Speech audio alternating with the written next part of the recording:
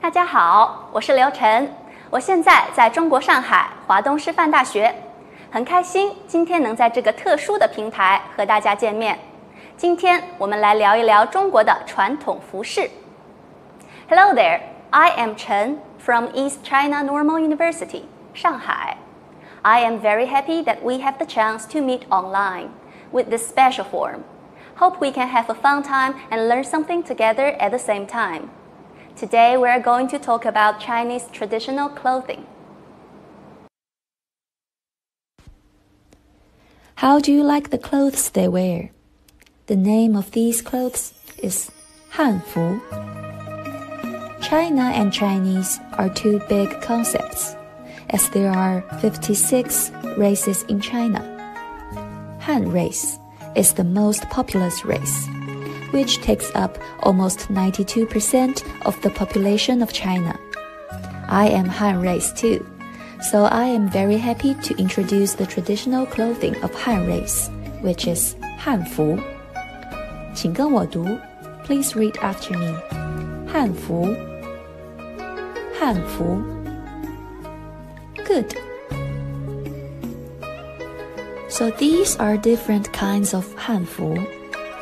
The essential features of Hanfu are its cross collar, right lapel, and tying with sash in place of buttons.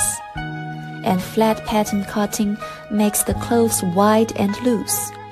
When you wear it, you feel comfortable, as the fabrics for making the clothes were carefully chosen, such as brocade, cotton, or silk. Hanfu has changed a lot of times in last thousands of years. Next, we're going to see how Hanfu has changed.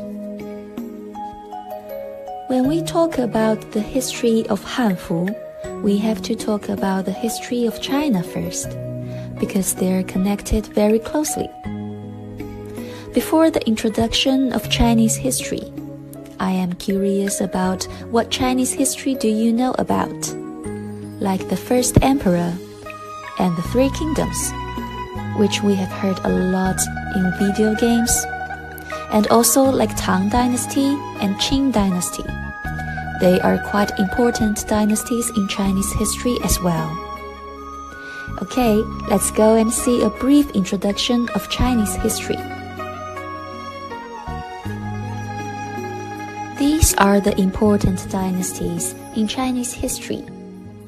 I've chosen a few keywords for every dynasty. I hope it can help you understand it better and quicker. First one, 春秋战国. This was a dynasty which is full of wars. Next is Qing. Qing dynasty was the first one to unify China. And back to then, we had the first emperor. Then it's Han. Han is a foundation of Han culture. The name of Han race comes from this too. After Han, it's 魏晋南北朝. It was a messy dynasty, but full of legends and stories, like the story of three kingdoms. It happened in 魏晋南北朝. Then we come to Tang Dynasty. This might be one of the most famous dynasties in ancient China. It was very prosperous in many ways: politics, economy, and culture. By the way, it was an open and international dynasty, as the Silk Road developed very fast in Tang Dynasty. People in Tang Dynasty treat foreigners very friendly. Then it's Song Dynasty. Song achieved good development on economy. It was the first time in the world that paper currency was invented, in Song Dynasty. Next, we look at Yuan Dynasty. It's a special one because there is big Mongolian influence, as it was a Mongolian government. You can see this influence on Hanfu later.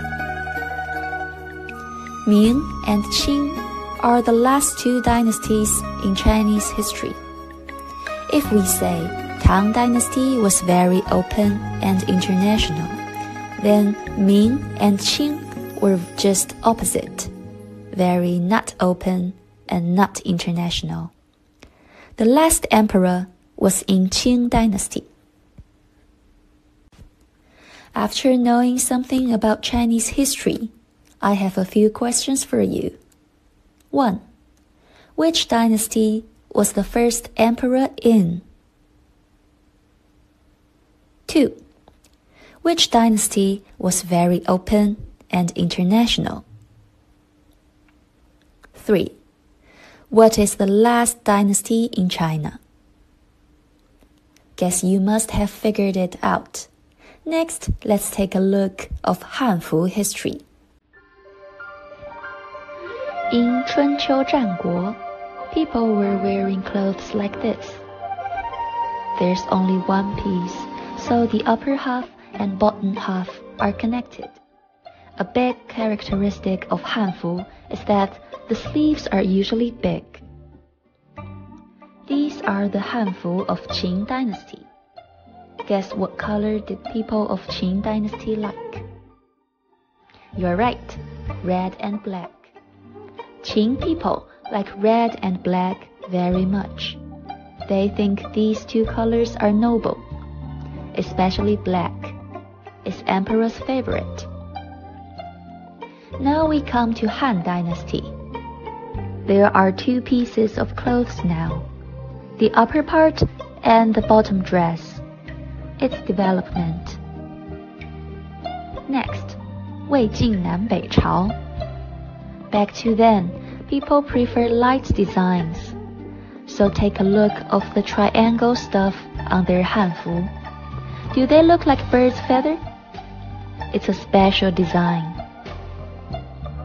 Here is a fun fact of Tang dynasty. Nowadays, we prefer to be fit, right? But back to Tang dynasty, people prefer to be fat. If you happen to be chubby in Tang dynasty, you will be regarded as very good looking. The clothes are fashionable too. Look at the lady on the right. The outside layer is almost transparent. Song dynasty is interesting. As we said, Tang people prefer to be fat. Song people like to be slim. Quite the opposite. Yuan dynasty is special, as there was Mongolian influence. The person on the right is a noble Mongolian lady. Her clothes look different from common Hanfu. Ming was the last Han government, and it's a reserved dynasty. So the clothes are reserved as well, although there are more kinds of designs. The last dynasty, Qing. Qing was governed by Manchurian. Look at the big hat on this lady's head. It's the characteristic of Manchurian clothing. As for men, they usually only keep half of their hair. They shave the front half, then plait the other half. Well, hope this introduction is helpful. Now here are some questions for you. 1. What is Chinese traditional clothing called? 2. Can you name some dynasties of China? 3. Among the Hanfu of these dynasties, which do you like most? I know you have must got your answers. I'd like to share a video with you, which presents how Hanfu looks in some important dynasties.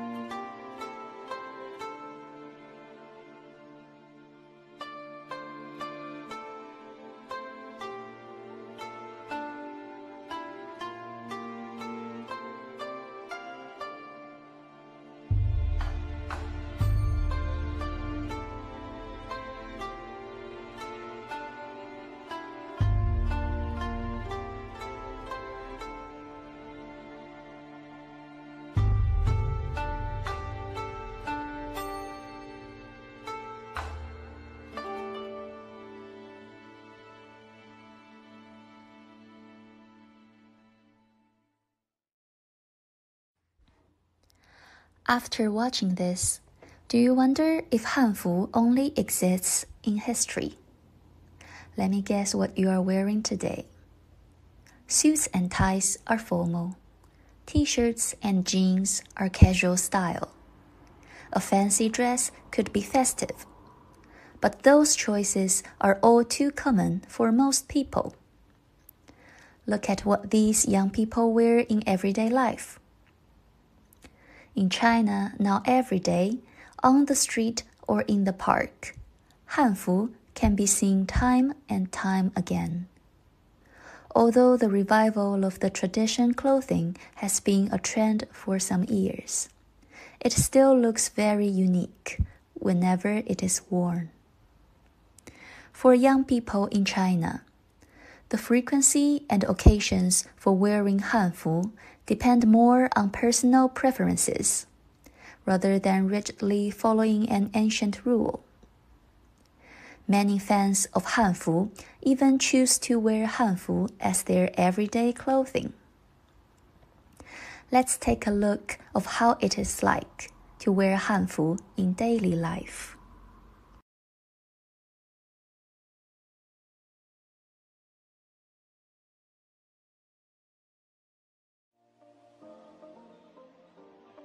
Ruoyi, a young Chinese girl living in Shanghai, believes that classics of Hanfu will never go out of style, and she herself has incorporated Hanfu into her everyday outlook. Everyone could wear Hanfu, regardless of their age, size, or gender. Hanfu does not only exist in TV series or on the internet, but can be fully integrated into our everyday life.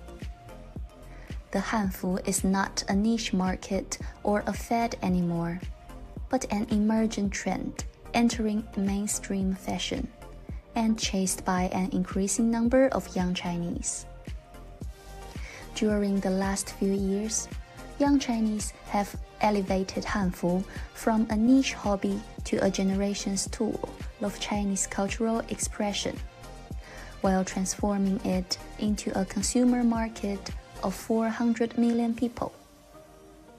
For many young Chinese, wearing Hanfu has served as a significant gesture that reminds them of their cultural identity and inspires them to investigate deeper into that heritage.